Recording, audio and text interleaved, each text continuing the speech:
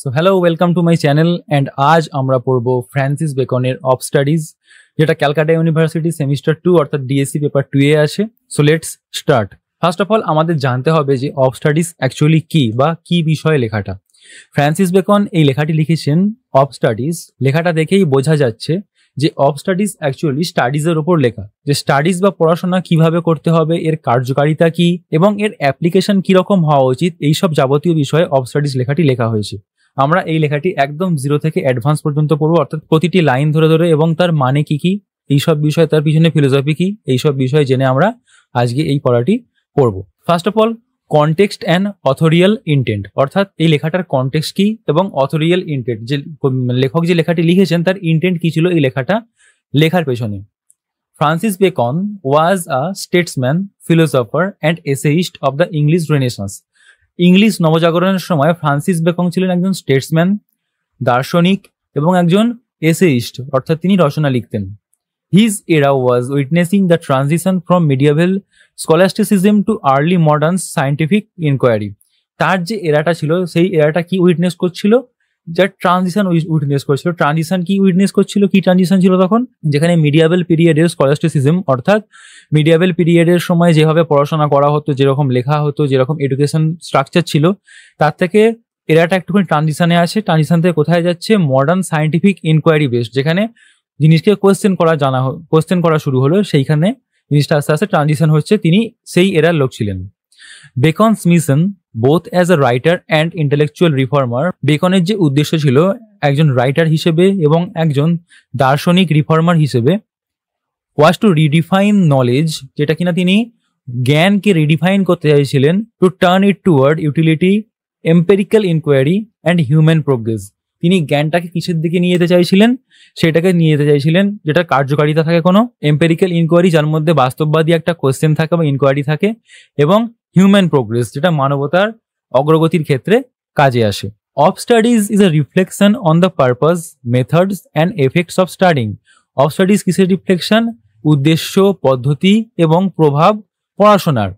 Not merely as an academic Endeavour, শুধুমাত্র academic পড়াশোনা করে নিজের মধ্যে একাডেমিক জ্ঞান ভরে নিলাম সেই জন্য নয়, but as a moral and practical pursuit, কিন্তু নৈতিক এবং বাস্তব উদ্দেশ্য যাতে সফল হয় তার জন্যই অফ স্টাডিজটা লেখা হয়েছে।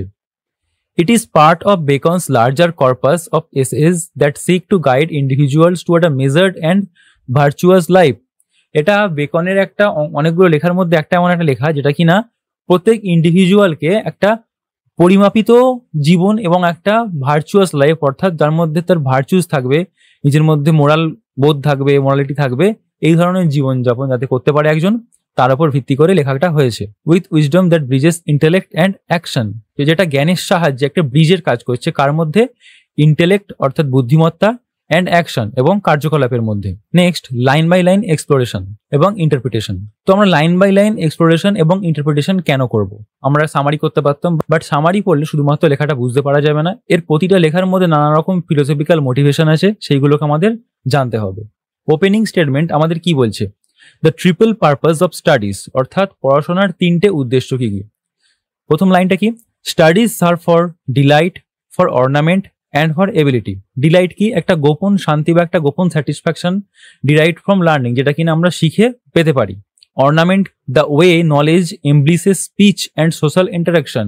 অর্নামেন্ট বলতে এখানে কি বোঝাচ্ছে, যেভাবে জ্ঞান এমব্লিসেস স্পিচ, যেটা কথাবার্তাকে আমাদের সুন্দর করে মার্জিত করে, পরিষ্কার করে, ঝকঝকে করে, এবং সোশ্যাল ইন্টারাকশন অর্থাৎ সামাজিক যে যোগ মাধ্যমটা আমাদের মধ্যে গড়ে তোলে। এবিলিটি অর্থাৎ দক্ষতা, how learning improves decision making, কিভাবে পড়াশোনা করা বা কোনো কিছু শেখা আমাদের কোনো সিদ্ধান্ত নিতে কাজে আসে। And the conduct of business, এবং কোনো রকমের ব্যবসা বাণিজ্য করতেও কাজে আসে। Bacon's opening triad immediately classifies knowledge in terms of personal, social and professional value. বেকনের এই প্রথম ওপেনিং ট্রায়াড, অর্থাৎ ওপেনিংয়ে যে তিনটে শব্দ বলা হয়েছে বা তিনটে উদ্দেশ্য বলা হয়েছে, সেগুলো কি কি ক্লাসিফাই করছে জ্ঞানকে, পার্সোনাল ক্ষেত্রে, ব্যক্তিগত ক্ষেত্রে, সোশ্যাল অর্থাৎ সামাজিক ক্ষেত্রে, অ্যান্ড প্রফেশনাল ভ্যালুস ক্ষেত্রে, অর্থাৎ যে তুমি প্রফেশনাল কাজ করবে তার উপর কি ভ্যালু কাজ করে সেইটার উপরে। আ ভেরি ইউটিলিটারিয়ান ফ্রেমওয়ার্ক, যেটা কিনা খুবই উপযোগী একটা কার্যকলাপ বা একটা ফ্রেমওয়ার্ক গঠন একটা। Next line, their chief use for delight is in privateness and retiring, for ornament is in disclosure, and for ability is in the judgment and disposition of business. এই লাইনগুলোর মানে কি? He elaborates, তিনি এটাকে বিস্তৃতভাবে বলছেন, that reading delights in solitude. শুধুমাত্র বই পড়লে সেটা আমাদের আনন্দ দেয় কোথায়? Solitude অর্থাৎ একাকিত্বে। Beautifies public in discourse, যেটা কিনা পাবলিকে আমরা যখন কথাবার্তা বলি সেটাকে আরো বিউটিফাই করে তোলে। And sharpens the mind in action, যখন আমরা কোনো কার্যকলাপ করি তখন আমাদের মস্তিষ্কটাকে আরো শার্প করে দেয়।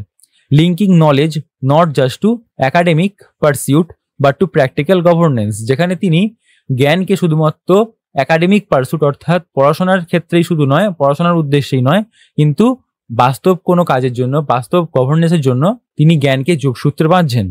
Specially relevant to Bacon's own political career, যেটা কিনা বেকনের নিজস্ব রাজনৈতিক কেরিয়ারে বিশেষ করেই রেলিভেন্ট। নেক্সট লাইনটা কি ডিক্টেট করছে? Experience versus scholarship. লাইনটা পড়া যাক, তাহলে বুঝতে পারা যাবে। Expert men can execute and perhaps জাজ of particulars, but the general counsels come best from those that are learned. Here Bacon distinguishes practical men of experience from learned men. এখানে beacon পার্থক্য করছে কার মধ্যে? প্র্যাকটিক্যাল মানুষ যারা এবং যারা learned main অর্থাৎ যারা কিনা শিখছে আর কি, বা শিখে গেছে, এরকম একটা ব্যাপার। The former may handle task efficiently, but broad vision, synthesis and strategic thought are the domains of the learned. যারা প্র্যাকটিক্যাল হয় তারা কিন্তু কোনো টাস্ক যে কাজ করা হয় তারা কিন্তু ভালোভাবে কাজ করতে পারে, বাট দূরদৃষ্টির ক্ষেত্রে, সিনথেসিস অর্থাৎ সংযোগ বা সমন্বয়ের মাধ্যমে বা সমন্বয়ের ক্ষেত্রে, অ্যান্ড স্ট্র্যাটেজিক থট, এবং যে কোনো জিনিসকে স্ট্র্যাটেজিক অর্থাৎ পদ্ধতিরভাবে কোনো রকম চিন্তাভাবনা বা গঠন তাত্ত্বিকভাবে কোনো চিন্তাভাবনা করতে গেলে সেই ক্ষেত্রে কিন্তু লার্ন যারা হয় অর্থাৎ যাদের মধ্যে একাডেমিক স্কিল আছে তারা কিন্তু এটা আরো ভালো করতে পারে। Thus he elevates scholarship as a necessity for leadership and policy, not merely academic vanity. কিন্তু তিনি এখানে কি বলছেন যে স্কলারশিপ যে আমরা করি, যে কোনো পড়ার মাধ্যমে ডিগ্রি অর্জন করলাম, যাই করলাম, এটা প্রয়োজনীয় কিসের জন্য? লিডারশিপ এবং পলিসি মেকিং এর জন্য, শুধুমাত্র একাডেমিক গর্ব করার জন্য নয়। মানে তুমি পড়াশোনা করে নিজে গর্ব করছো আমার মধ্যে এই ডিগ্রি আছে, শুধু এর জন্য কিন্তু একাডেমিক স্কলারশিপ দরকারি নয়। নেক্সট লাইন কি ডিক্টেট করছে? Cautionary notes, the limits of study, to spend too much time in studies is sloth. মানে Bacon once again 3 misuse of studies. Bacon অতিরিক্ত পড়াশোনার জন্য 3টি সতর্কবার্তা দিয়েছেন। কি কি? স্লথ অর্থাৎ এক্সেসিভ রিডিং উইদাউট অ্যাপ্লিকেশন, আমাদেরকে স্লথ বানিয়ে দেয় অর্থাৎ অকর্মণ্য করে দেয়, শুধু পড়েই গেলাম কিন্তু কোনো অ্যাপ্লিকেশন করলাম না। Affectation, using learning only to show off, আমরা শুধু শিখছি কি জন্য? শো অফ করার জন্য, আমাদের ডিগ্রি আছে, এই হেনা তেনা আছে, এত ডিগ্রি অর্জন করেছি শুধু এই জন্য। নেক্সট, স্কলারলি হিউমার, জাজিং everything by books not by life, শুধুমাত্র বই পড়ে আমি কিছু জাজ করলাম, কাউকে জাজ করলাম, কোনো ঘটনাকে জাজ করলাম, বাট জীবনকে দিয়ে সেটা জাজ করলাম না, প্র্যাকটিক্যাল অভিজ্ঞতা দিয়ে জাজ করলাম না। এটাও কিন্তু তিনি ওয়ার্ন করছে, অতিরিক্ত পড়াশোনা করলে এই প্রবৃত্তিগুলো আমাদের মধ্যে আসতে পারে। This is typical beacon advocating for balance and moderation, এটাই বেকনের স্টাইল, যেটা কিনা তিনি অ্যাডভোকেট করছেন কি? ব্যালেন্স অর্থাৎ সাম্যতা, অ্যান্ড মডারেশন অর্থাৎ এক্সট্রিম এবং লোয়ারের মাঝখানে যে অবস্থাটা সেইটাকে বোঝাচ্ছে। Next, nature and nurture the moral philosophy, they perfect nature and are perfected by experience. Bacon likens natural talent to wild plants. Bacon কি পছন্দ করছেন বা কার সঙ্গে যোগসূত্র করছেন? প্রাকৃতিক যে প্রতিভা সেটা কার সঙ্গে? বন্য উদ্ভিদের সঙ্গে। which require pruning by study, যেটা কিনা পড়াশোনা করে ছাঁটাইয়ের প্রয়োজন পড়ে। but he also stresses that study alone is insufficient without the grounding of real world experience. কিন্তু তিনি এটাও বলছেন শুধুমাত্র পড়াশোনা করলেই হয় না, বাট রিয়েল গ্রাউন্ড এক্সপিরিয়েন্সও দরকার পড়ে। দিস রিফ্লেক্টস, এটা রিফ্লেক্ট করছে বা প্রতিফলিত করছে কি? আ প্রোটো এনলাইটমেন্ট প্র্যাগমাটিজম, একটা প্রোটো এনলাইটমেন্ট, আগেকার সময়ের প্রোটো এনলাইটমেন্ট একটা এরা বলা হয়, সেই সময়ের বাস্তববাদিতাকে। A belief that human potential is malleable, একটা বিশ্বাস যে মানুষের পোটেন্সিয়াল ইজ ম্যালেবল, অর্থাৎ ম্যালেবল কথার অর্থ কি? যা কিনা ঘাত মেরে মেরে সেটাকে পরিবর্তন করা যায়। ইমপ্রুভেবল, যেটা কিনা ইমপ্রুভ আছে, যার অগ্রগতি করা যায়। অ্যান্ড নেভার অ্যাবসলিউট, এবং যেটা কখনোই পারফেক্ট নয়। Attitudes toward studies, crafty men condemn studies, simple men admire them, and wise men use them. Here Bacon categorizes people. Crafty men fear exposure of their deceit by learned enquiry, চালাক যে ধূর্ত লোকেরা হয় তারা কি ভয় পায়? যে লার্নড এনকোয়ারি যেগুলো হয় অর্থাৎ লজিক্যাল রিজনিং এ তাদের মধ্যে ফ্যালাসি আসে, তারা সেইখানে অনেক সময় ভয় পায় নিজেদেরকে এক্সপোজ করতে। Simple men worship knowledge naively, simple যারা মানুষ হয় তারা কি করে? জ্ঞানকে ওরশিপ করে নাইভলি অর্থাৎ বোকার মতন। ওয়াইজ মেন ইউজ নলেজ জুডিশিয়াসলি, কিন্তু জ্ঞানী লোকেরা বিচক্ষণভাবে জ্ঞানকে ব্যবহার করতে পারে। He is advancing a philosophy of measured intellect. তিনি একটা ফিলোসফিকে এখানে অ্যাডভান্স করছে, যেটা কি বা আমাদেরকে জানাচ্ছে আর কি অ্যাকচুয়ালি, সেটা কি মেজার্ড ইন্টেলেক্ট অর্থাৎ পরিমাপিত বুদ্ধি। Where the goal is not knowing for its own sake but practical wisdom, যেখানে শুধুমাত্র শেখা নিজের জন্য নয় কিন্তু বাস্তব জ্ঞানের জন্য। ফ্রোনেসিস ইন অ্যারিস্টোলিয়ান টার্মস, যেটাকে অ্যারিস্টোলিয়ান টার্মসে কি বলা হয়, ফ্রোনেসিস। নেক্সট লাইন কি বলছে, purpose of reading, read not to contradict and confute but to weigh and consider. A powerful prescription, read not to attack, not to blindly believe, not for mere talk but two reflect. একটা দারুণ কথা এখানে কি, যে পড়ো কিন্তু কাউকে আক্রমণ করার জন্য নয়। আক্রমণ অর্থে কি বলছে এখানে, ইন্টেলেকচুয়ালি আক্রমণ করা। নট টু ব্লাইন্ডলি বিলিভ, কোনো কিছুকে অন্ধের মধ্যে বিশ্বাস করা নয়। নট ফর মিয়ার টক, শুধুমাত্র কথা বলার মাধ্যমে তুমি যে শিক্ষিত সেটা বলার জন্য নয়। বাট টু রিফ্লেক্ট, আর তোমার কাজের মাধ্যমে সেটাকে রিফ্লেক্ট করা। This is Bacon's rejection of intellectual vanity in favour of humble inquiry. এখানে বেকন কি রিজেক্ট করছেন, ইন্টেলেকচুয়াল অহংকার অর্থাৎ তোমার বুদ্ধিমত্তার অহংকার, ইন ফেভার অফ কার বদলে, হাম্বল ইনকোয়ারি, নিজেকে নমনীয় করে জিজ্ঞাসা করা সব জিনিসকে, তার পরিবর্তে। নেক্সট লাইন আমাদের কি বলছে, types of books and reading strategies. Some books are to be tasted, others to be swallowed, and some few to be chewed and digested. This metaphor is among Bacon's most quoted. এই মেটাফোরটা কিন্তু বেকনের most quoted line এবং খুব important line. He classifies reading, তিনি পড়াশোনাকে classify করছে কিভাবে, টেস্টেড অর্থাৎ স্কিমড, অর্থাৎ তুমি টেস্ট করে গেলে স্কিপ করে করে পড়লে। Swallowed, read thoroughly but without deep analysis.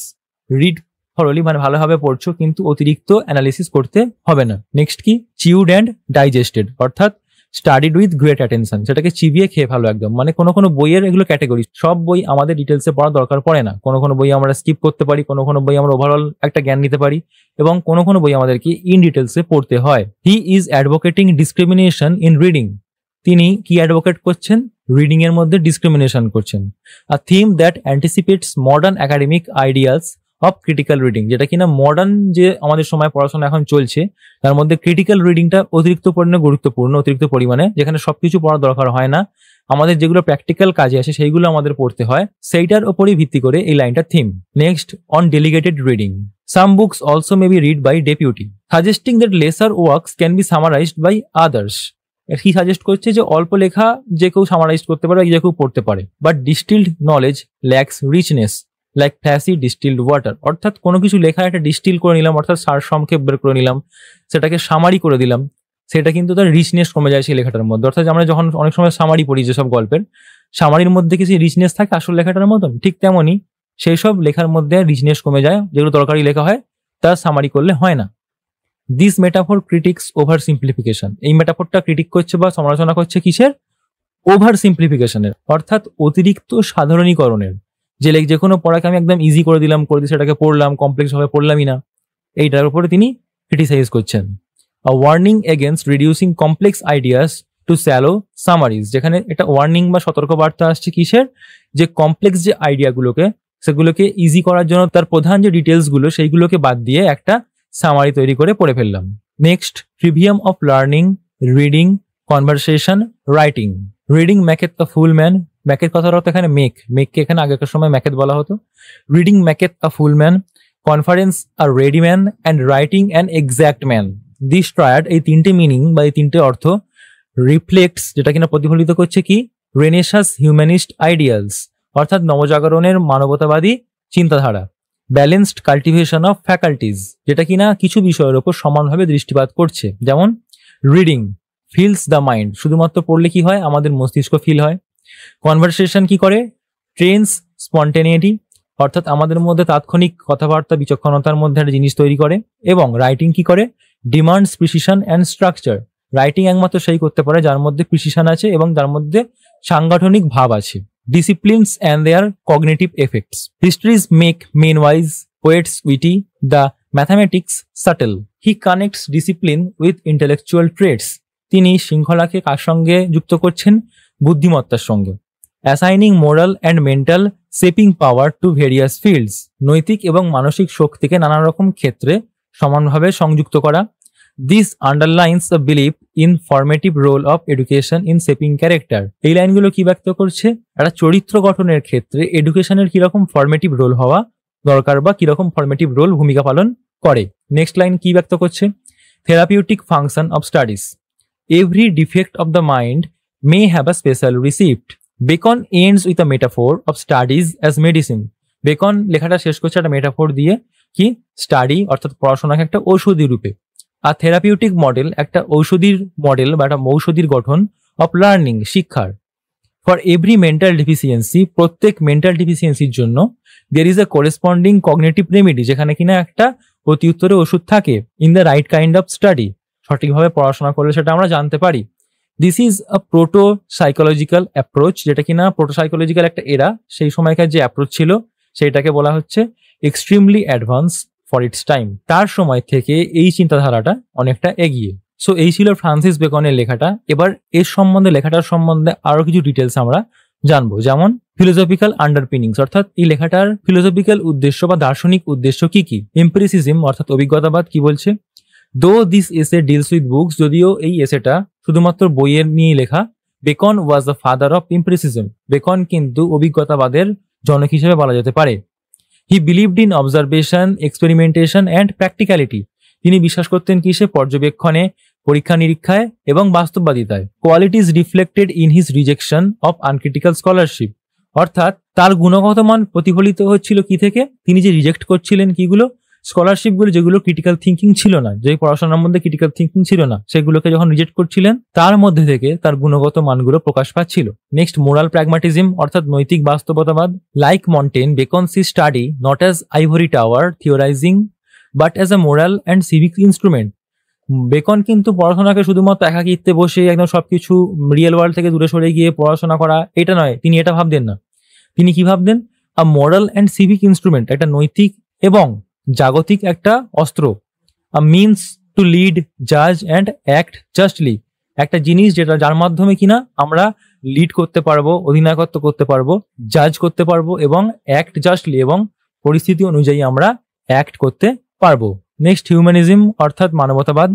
The Renaissance belief in human improvement through education and reasons run deep here.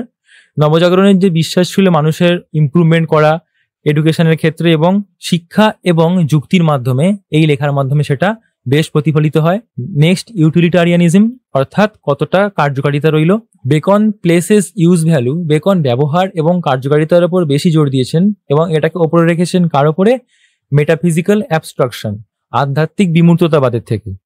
Knowledge should improve life and action not just thought. আমাদের জীবন এবং আমাদের কার্যকেও জ্ঞান improve করতে পারে, শুধুমাত্র চিন্তাকে নয়। ইম্প্যাক্ট অন হিজ এরা অ্যান্ড অন লিটারেচার, অর্থাৎ এই লেখাটার তার সময় কি প্রভাব পড়েছিল এবং পরে লিটারেচারের ক্ষেত্রে কি প্রভাব পড়েছিল সেটা বিষয় জানা যাক। ফার্স্ট, ইন হিজ টাইম অর্থাৎ তার সময় কি প্রভাব পড়েছিল? Bacon's work redefined intellectual culture in England. বেকনের এই কাজটা ইংল্যান্ডে যে ইন্টেলেকচুয়াল যে কালচারটা ছিল সেটাকে রিডিফাইন করলো, অর্থাৎ নতুন একটা সংজ্ঞা দিল। He advocated for a break from medieval scholasticism which relied on rote memorisation and logic chopping. তিনি একটা ব্রেক আনলেন মিডিয়াভেল স্কলাস্টিসিজমে, অর্থাৎ মিডিয়াভেল সময়ে যে পড়াশোনা হতো বা যে ধরনের লেখালেখি হতো বা যা কিছু স্টাডি রিলেটেড ছিল, যেটা কিনা শুধুমাত্র মেমোরাইজিং অর্থাৎ মুখস্থবিদ্যা এবং লজিক চপিং, যার মধ্যে লজিক থাকতো না, সেটাকে তিনি ব্রেক করলেন। Of studies influenced the emerging scientific spirit and reformation ideals of self examination and rationality.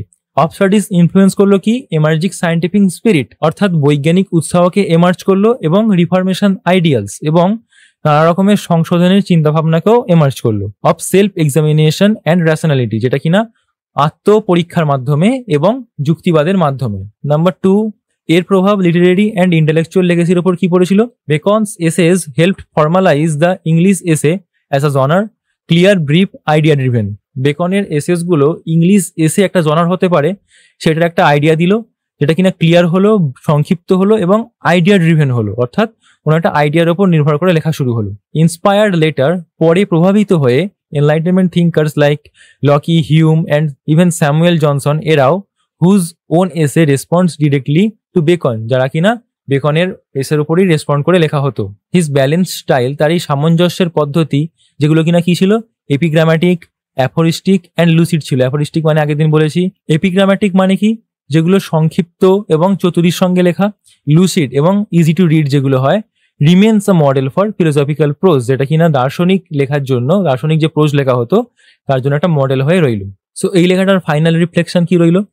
In of স্টাডিজে Bacon doesn't merely advocate reading, শুধুমাত্র বেকন এখানে পড়াশোনাকেই জোর দিয়ে যায়নি। He defines how to live well with knowledge, তিনি কি বললেন যে কিভাবে জ্ঞানের সাথে ভালোভাবে বেঁচে থাকা যায়। He gives us a manual for intellectual virtue, study not for show, not for conquest, but for wisdom, clarity and graceful power in life. তিনি আমাদেরকে একটা ম্যানুয়াল দিয়ে গেলেন যেটা কিনা আমাদের জ্ঞানের উৎকর্ষতার ব্যাপারে। স্টাডি নট ফর শো, পড়াশোনা করো দেখানোর জন্য নয়, নট ফর কনকোয়েস্ট, জয়লাভের জন্য নয়, বাট ফর উইজডম, জ্ঞানের জন্য, ক্ল্যারিটি, পরিষ্কার চিন্তাভাবনার জন্য, and graceful power in life, এবং জীবনে মাধুর্যপূর্ণ ক্ষমতা পাওয়ার জন্য।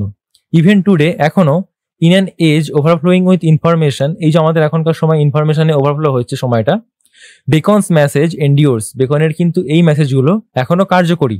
রিড ওয়াইজলি, জ্ঞানের সাথে বুদ্ধির সাথে পড়ো, থিঙ্ক ক্রিটিক্যালি, ক্রিটিক্যাল থিঙ্কিং করো, অ্যান্ড লিভ থটফুলি, এবং চিন্তার সাথে, সঠিক চিন্তার সাথে জীবনযাপন করো। So that is it off studies. সম্পূর্ণ আমি ডিটেলসে অ্যানালাইজ করলাম অফ স্টাডিজের লাইন বাই লাইন, এর ফিলোসফিক্যাল ইন্টেন্ট, এর মোটিভ কি, অথরিয়াল ইন্টেন্ট কি, যাবতীয় জিনিস। যদি তোমরা এই সমস্ত বিষয়ের উপর কোশ্চেন অ্যান্সার পেতে চাও, সাজেশনস পেতে চাও, অবশ্যই তোমরা আমার প্রাইভেট ক্লাস জয়েন করতে পারো, সেটা কমেন্টে জানিও তোমরা। এবং খুব শীঘ্রই আরেকটি চ্যাপ্টার নিয়ে আসবো। Till then, study well and take care. Tata.